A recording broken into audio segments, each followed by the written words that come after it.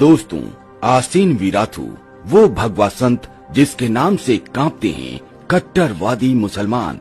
वीराथू, जी हाँ, बस ये शब्द ही काफी है म्यांमार में।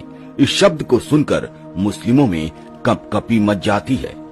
जो काम अमेरिका, फ्रांस, भारत, रूस कोई नहीं कर पाया, वो बर्मा के वीराथू जी ने कर दिखाया। आज बर्मा में करोड़ों रुपए के बने मस्जिद वीरान पड़े हैं, क्योंकि आज देश में मुसलमान देखने को नहीं है जो कि वहाँ जाए और देखे उन मस्जिदों को। और जो हैं उनकी तो हालत खराब है, उनकी तबीयत से ठुकाई हो रही है। वीराथू, जिसके बाद ही लोग जान पाए कि ये महान इंसान कौन है और इन्होंने क्या कर डाला है। क्या भारत को भी एक ऐसे ही आसीन वीराथू की जरूरत है? कौन इस संत की तरह भूमिका निभा सकता है?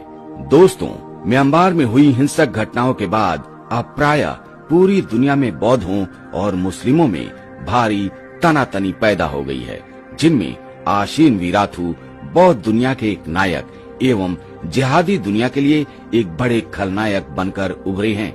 म्यांमार में हुई कई सर्वेक्षणों के बाद ये प्रमाणित हो चुका है कि जनता एवं बौद्ध भिक्षु वीराथू एक साथ है। वीराथू का स्वयं भी कहना है कि वह न तो घृणा फैलाने में विश्वास रखते हैं और न ही हिंसा के समर्थक है। लेकिन हम कब तक मौन रहकर सारी हिंसा और अत्याचार को झेलते रहें? दोस्तों, आइए जानते हैं कि इन्होंने ये कैसे कर दिखाया।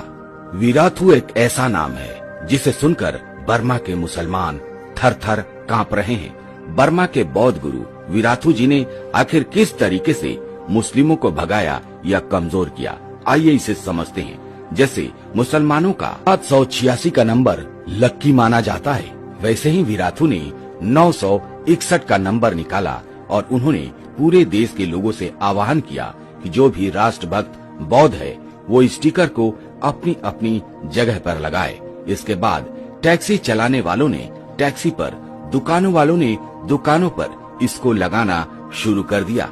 लेकिन वीराथू का संदेश साफ था कि हम बौद्ध अपनी सारी खरीदारी और व्यापार वहीं करेंगे जहां ये स्टिकर लगा होगा। किसी को टैक्सी में चढ़ना है तो उसी टैक्सी में चढ़ेंगे जिसके ऊपर ये स्टिकर होगा। उसी रेस्टोरेंट में खाना खाएंगे जहां ये स्टिकर हुआ।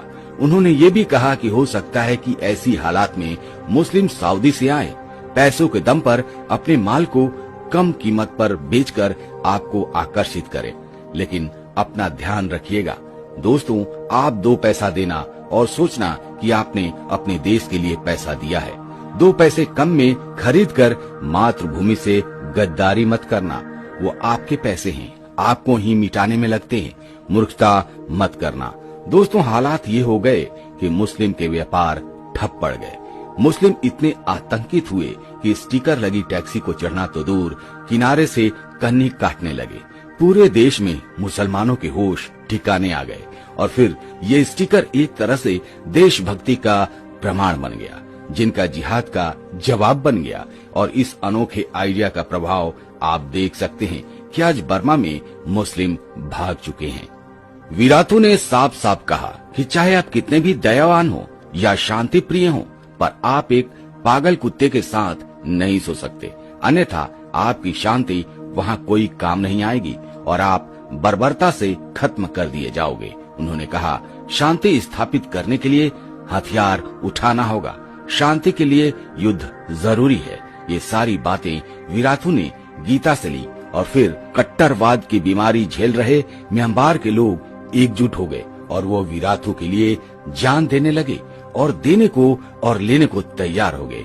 पूरे म्यांमार से अवैध मुसलमानों को खदेड़ा जाने लगा।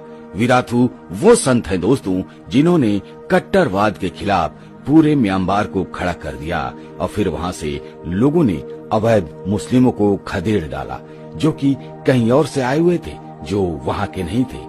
जो लोग भगवान बुद्ध की बातों पर अमल करते आ रहे थे, उन लोगों ने देश की रक्षा के लिए बुद्ध की बातों को छोड़कर संत वीराथू की बातों पर अमल किया। और इसीलिए वीराथू अब पूरे देश में घूम घूम कर भिक्षुओं तथा सामान्य जनों को उपदेश दे रहे हैं कि यदि हम आज कमजोर पड़े तो अपने ही देश में हम शरणार्थी बढ़ जाएंगे। विराथू के प्रवचनों को अगर कोई सुन ले तो उसे लग सकता है कि शांत स्वरों में मोक्ष प्राप्ति की बात चल रही है।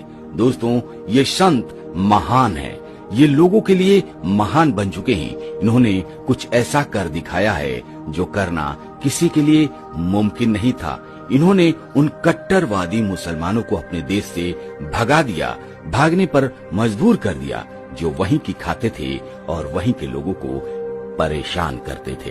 तो संत विराथू के बारे में आपका क्या ख्याल है? आप अपने विचार कमेंट करके जरूर बताइएगा।